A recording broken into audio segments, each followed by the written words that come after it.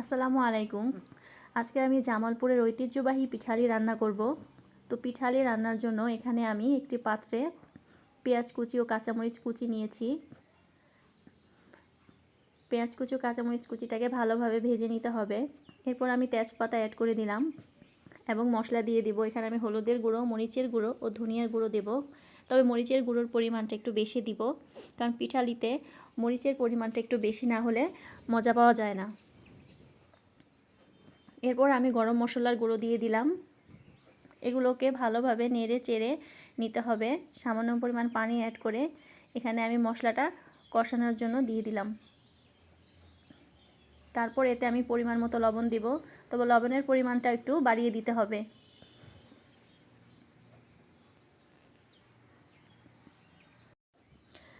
এরপর আমি আদা বাটা রসুন বাটা দিয়ে দিব।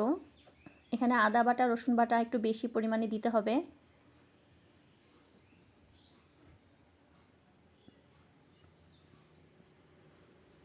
তারপর আমি জিরার গুঁড়ো দিয়ে দিলাম এবং মাংসগুলোকে দিয়ে দিলাম।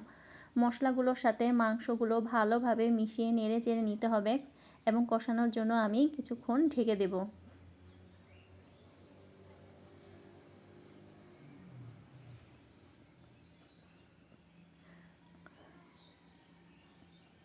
মাংসটা যখন কষে আসবে ঠিক তখন আমি এতে সামান্য পরিমাণ ঝোল দিয়ে দিব, যাতে দ্রুত সেদ্ধ হয়ে যায়। এরপর আমি আবার ঢেকে দেব।